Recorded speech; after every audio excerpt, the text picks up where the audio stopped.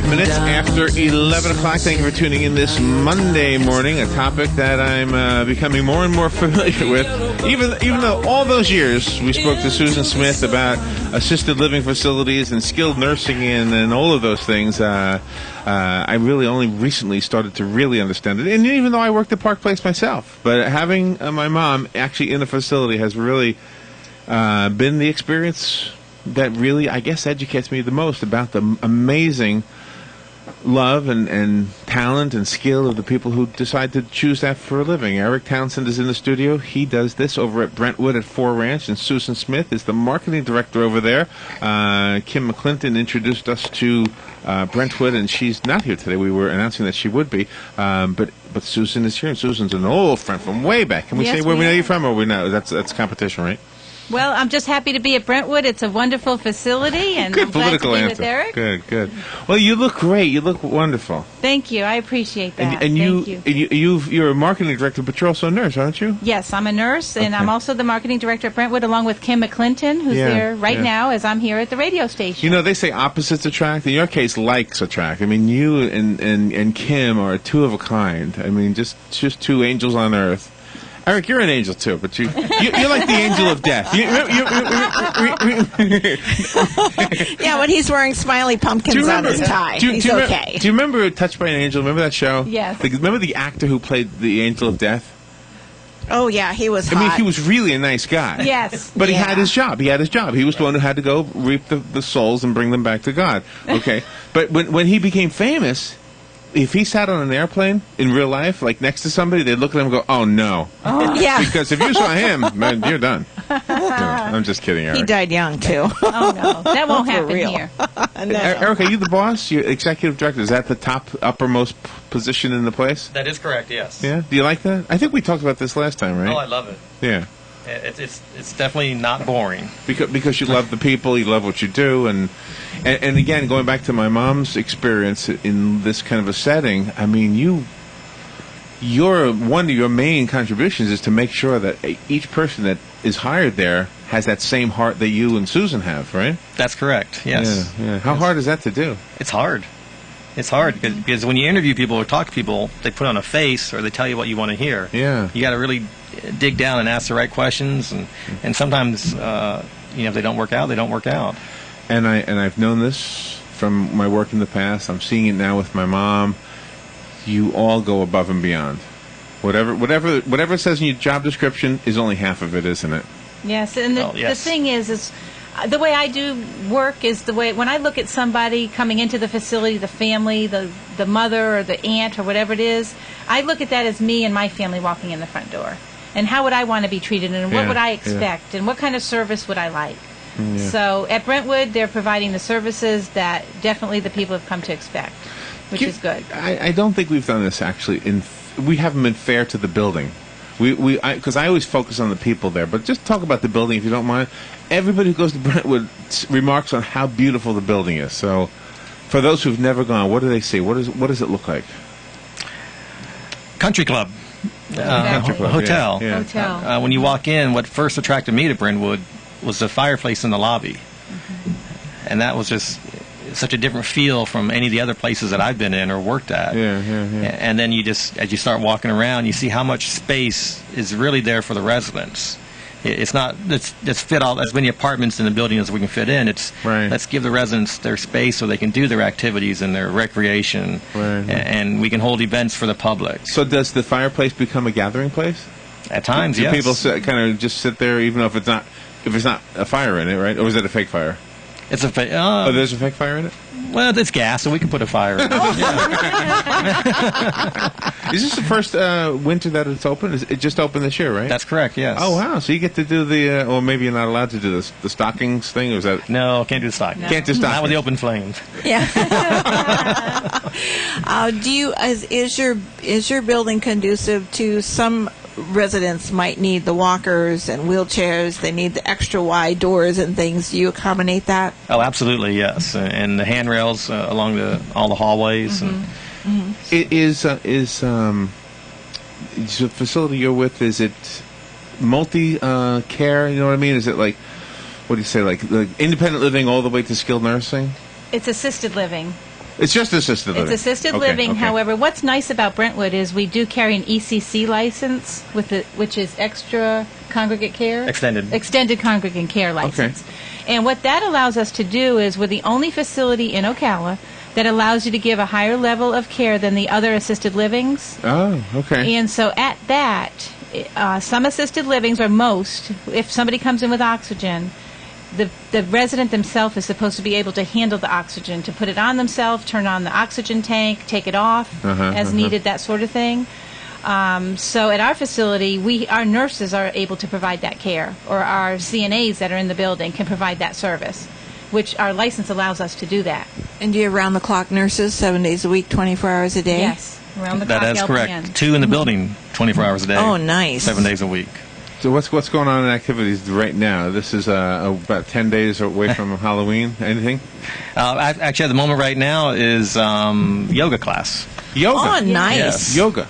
Okay, is it decorated for the fall or for Halloween? It is decorated for the fall. Okay. I know we have some schools bring their children by next week, so our residents can give out candy. Oh, really? On the 26th. Really? Does Susan still have her rainbow wig? I have it, but I didn't tell them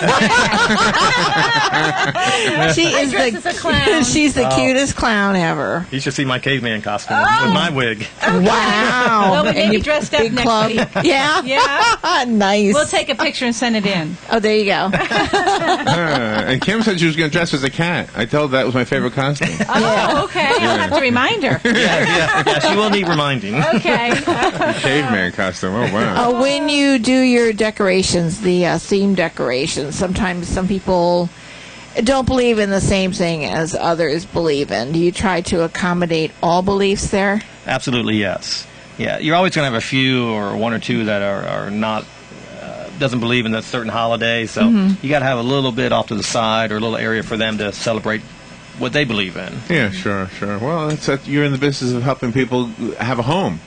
And that's what they would do in their home, is celebrate whatever it is that they celebrate, right? Correct. We have 100 different residents and families, you have 100 different opinions and personalities and beliefs. So you described it, but you didn't say how many floors. How many stories is Brentwood? Oh, 2 stories. 2 stories, okay. 2 stories. And an elevator, obviously. Yes, a couple elevators, a memory care in the building, so we can take care of people with Alzheimer's or dementia. And how big are the apartments?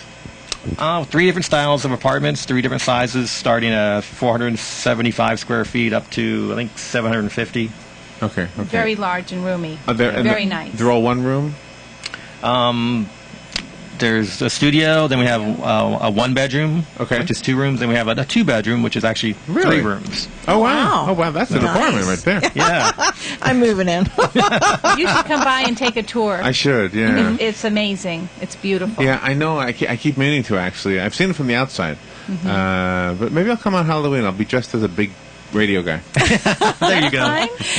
Do all of the apartments face the outdoors so everybody has a window outside?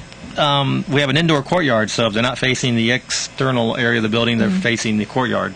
So there's always some landscape that they see. Yes. Oh, that's really nice. And there's a fountain in the courtyard, which I went out there just the other day, and it's very peaceful to hear the water flowing. Susan's got a fan. Yeah. Joe is a big fan of yours. Yeah. Joe's happy to see you, just as I am. Yeah, I'm happy to see you all again, too. Yeah. Very nice. The fountain is called the 4 Seasons, because it represents the 4 seasons of the year. Oh, nice. I didn't know that. I've only been there 1 week. This is my 2nd week. Now, how does it represent? Is it snow? One side has like a snowflake, another side has something from the spring, and the sun for the summer. Like carved into the concrete or whatever, right? Oh, that's wonderful. It was fun watching them move that into the building. Wow. But you want to know something? That, again, goes to what I'm experiencing right now. The courtyard is such an important part. Yes. I mean, if you don't have an outdoor place, I don't know. It just makes it a lot better just to have an outdoor place. And what's nice is we have an outdoors for the main population in the assisted living, and we also have an outdoors for the memory care. So the residents that are in the memory care, that's awesome. Yes, have their own area that they can ambulate and walk, and it's beautiful. What's the difference between ambulating and walking? Well, I'm sorry. Oh, okay. No, ambulate and jog. That was a different meaning. I didn't know. I honestly didn't know, because I've heard people say, "Is he ambulatory?" And I always thought, "What the heck does that mean?" And then somebody else will say, "Oh, that just means can they walk?" Yes. Okay. But then you go up one step further. Can they walk safe? That's another question. Is it a safety? Oh, and I really was asking. I didn't know if it was a truly replaceable one word for the other, or pretty much, yeah. So I can ambulate. You can. I'm gonna enunciate. I'm gonna use that you for can now. Talk, right?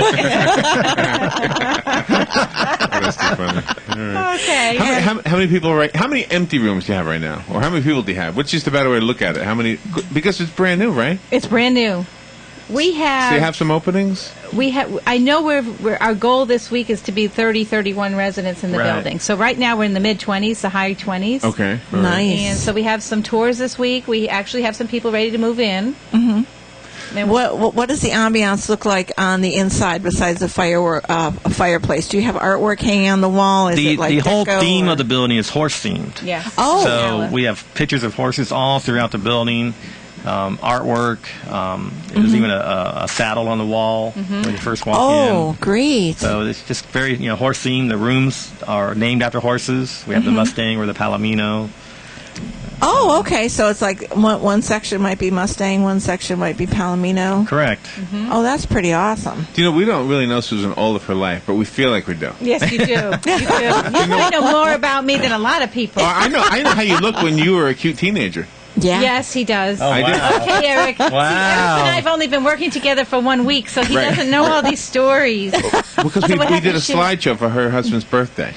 And I mean from birth. From birth. Yeah. Yeah. I went to their house and they helped me. And they're still in my computer. Here's my email address. So they saw me from when I first met my husband and all the way through to having children. And it was fun. Thank you very much for that. Oh, no. It's just that, when you know somebody, it's very rare to know that much about them. Yes. Going all the way back.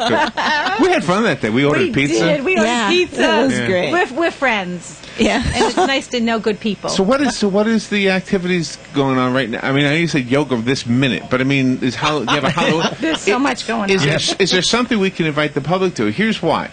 Because the big thing is to see the place and get to speak to the people who are there, right? Yes. You are correct. Is there an opportunity to do that coming up? Well, people can come in for a tour anytime. I'd like to give you the phone number if you'd like to call and schedule a tour.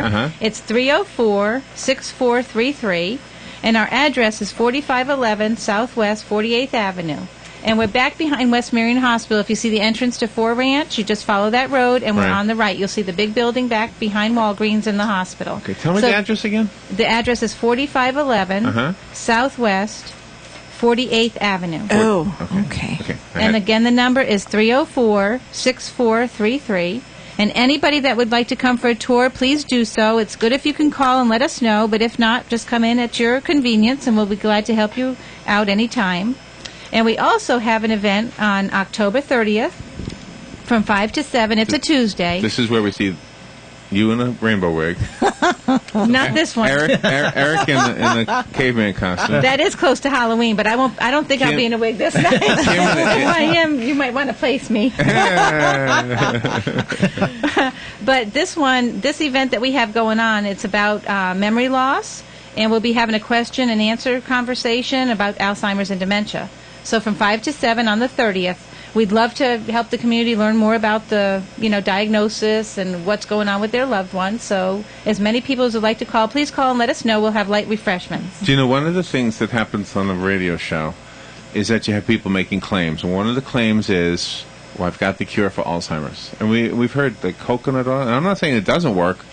I'm just saying that I wish that we would know for sure what works. Because when you get, people will write a book. They can say anything. Right. And you don't know, and you don't want to give people false hope. You know.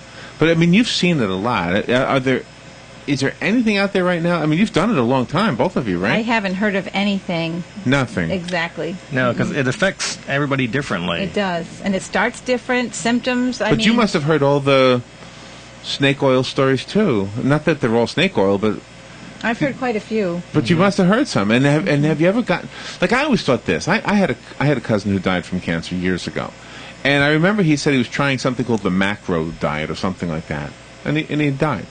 But I remember thinking, well, if I would try anything. I don't care if it's snake oil. I'm going to try it just to see what do I got to lose, right? If you're dying, yeah. Yeah. But, I think about Alzheimer's and dementia. My own personal opinion is, with this, is it can be a nice time of someone's life. I mean, it's maybe not the best way they'd hope to age, but there's so much, if the family's more involved and understands the disease, they can still have happy memories together. And it is hard. And like you said, with cancer, we all have a hard road to follow. But I feel the people that have dementia and Alzheimer's also have a right to live at the highest level of function. There you go. Right. And to enjoy what they have. And that's what Brentwood does. We have a beautiful unit there, and they are enjoying life to the best of their ability at this time of their life. And to connect with your family. Maybe there's family members you haven't seen for years, and when they come down, you can see a connection in somebody's face. It may not be words, but it's emotions. A lot of time, at this time of people's lives, it's more emotion-based. So there's a whole lot of learning to do there. And I guess I'm glad you clarified something for me, because it's assisted living, but that doesn't exclude dementia and other memory issues, right? Correct. That's what we're happy about, that we do include that memory unit. Yeah. Mm-hmm. So those people are being assisted, even though they don't need the full skilled nursing, right? Right. At exactly. that point. All right. And Eric, I'm sorry, go ahead. What's nice is they can stay there if they have more needs. If that resident needs oxygen, if that resident needs, which this is an area of gray too, but if the family chose to have a feeding tube put in the stomach, a gastrointestinal tube, we can keep that resident there. That's good to know. Yeah. Because we have that license again, going back to that ECC. That's really good. I mean, nobody wants to have that, but at the same time, if you are comfortable in a place and that becomes your home, you don't want to have to move someplace just because you need a medical thing, right? Right. Correct. Yeah. And Eric, in your position, you must make it a point to learn everybody's name and to see them like every day that you're there. Yes, ma'am. I really try to do that. And that's the fun part of the job, is to meet so many different families and residents, and just to meet different people. It's really not a hard job, because I got good people like Susan working alongside me. Yeah, but that helps alleviate everybody's fears when you're on a first-name basis, and you know their quirkiness, and you know what their passions are in life. Well, being visible in the building, letting families know if there's any concerns or compliments, I'm here for them. Oh. So. Yeah. And last time we talked about the fact that you have that fine line between being the boss and being the friend. You have to have that thing going for you. Yes. Yeah. Well, that's why you're going to show up in a caveman costume. Just let them all know you're really human, all right? Got to let loose sometimes. You got some. When you have volunteers that come in to do entertainment, whether it's music or maybe a gardening person will come in to have them do a hands-on gardening session and things like that, how do those kinds of people get in touch with you to ask you if they can do that? Generally, they would just call the number and ask for Barbie, who was here last time. Mm-hmm. She's the one that schedules the entertainment or volunteers. Right. Yeah. And this is probably the time of year where you have a lot of that, right? Yes. Yeah. Any Halloween singers coming by? I don't think so. I was thinking about that as we came in. Larry and Robin have a Halloween. Really? Yeah, but we're not ready right now. No. Maybe next year. We did stuff for the Honor Flight. We did music for the Honor Flight. 2 songs, right? I heard about that. Mm-hmm. Yeah. Yeah, it was a wonderful time. Those songs were just awesome. And you volunteer your time for the Honor Flight, yes. Eric.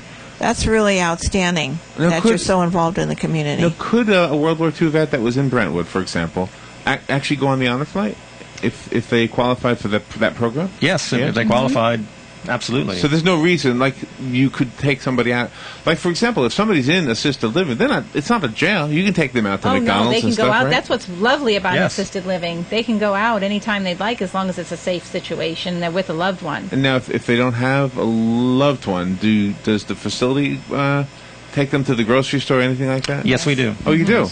Okay. So we'd go out, Barbie will take them out to eat to, Red Lobster or Bonefish, or they go shopping. Oh, wow. So, yes. Does she need help? I can help with that. It's really what they want to do is how we decide where to go. Yeah. And Susan, since you are technically brand new there, were you nervous at first to see if they were going to accept you, and were they nervous if you were going to accept them? Well, I think there's always the newness that comes along with not knowing everybody's work ethic or just knowing each other in general.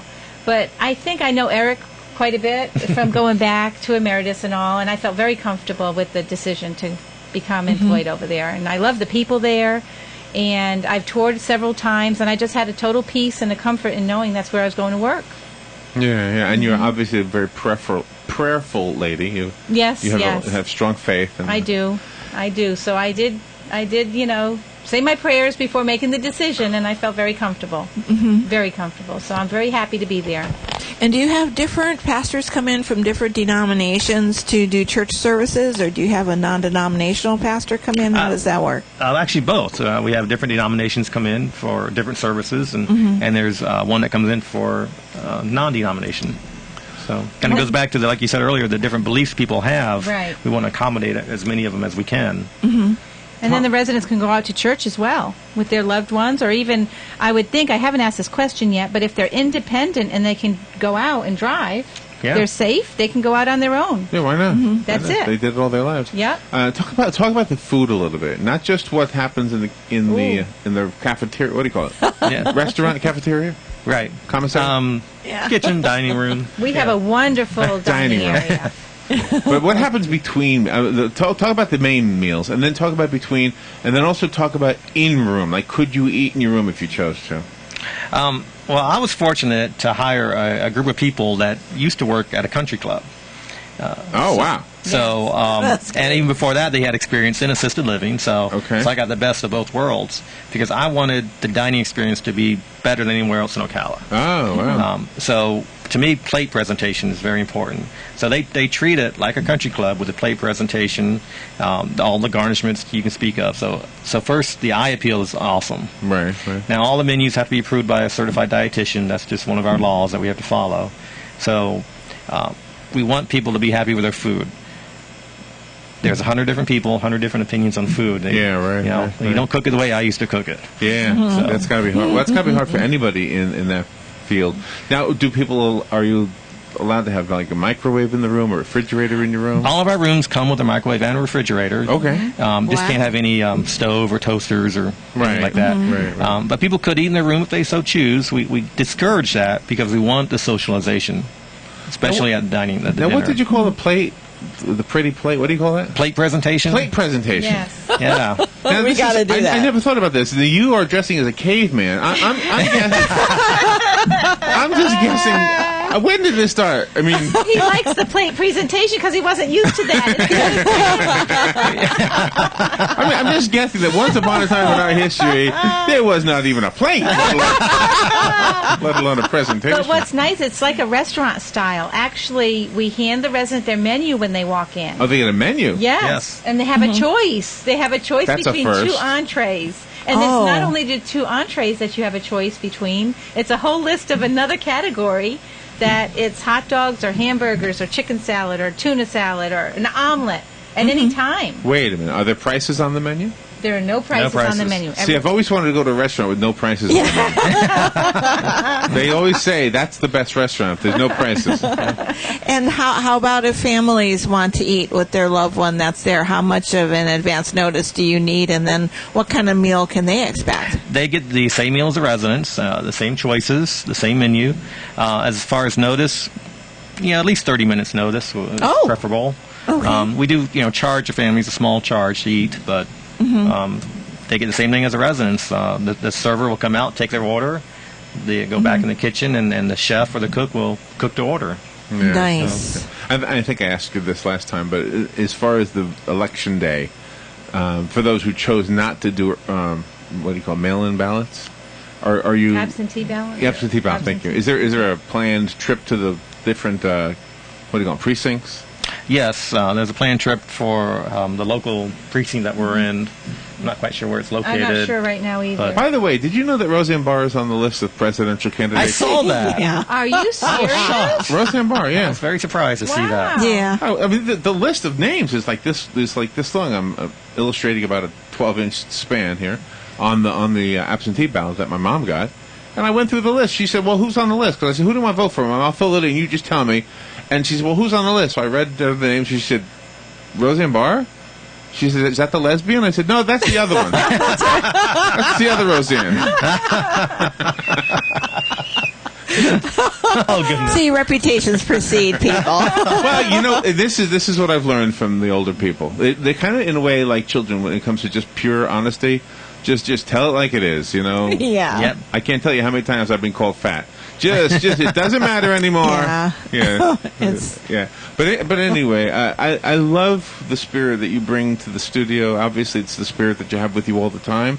You obviously love people, and thank you for what doing. Susan, you're in an awesome place. Thank you. Yes, I am. Very thankful to be there. Our first introduction to Brentwood was through Kim McClinton. Yes, Kim is my coworker. Won us over right away. I couldn't think of a better person for two people. I couldn't think of two better people to work together than you and Kim. We're a team. And Eric, you fit right in. Oh, thank you. Obviously, or they fit in with you, maybe. That's the way to say it. And we'll keep promoting your event for the 30th because that's extremely important. It is important. And it's no charge? No charge. No charge. No. That's and light excellent. refreshments will be served. Again, the number is 304-6433, and the address is 4511 Southwest 48th Avenue. Okay. Please call us, and even if you can't call, please come by that night. If it's a spur-of-the-moment decision, it's from 5 to 7 on the 30th. And can I give one kind of a pitch for your industry, for your profession, really? If you are out there and you have somebody in your family that is at that point where assisted living would do them more good than harm. In my mother's case, I honestly think had she not moved out of her home, she may not still be here. Mm-hmm. She was really going downhill fast, and now she's on an even keel and doing well. Knock on wood, and yes. Praise God and all that. Mm-hmm. But the truth is,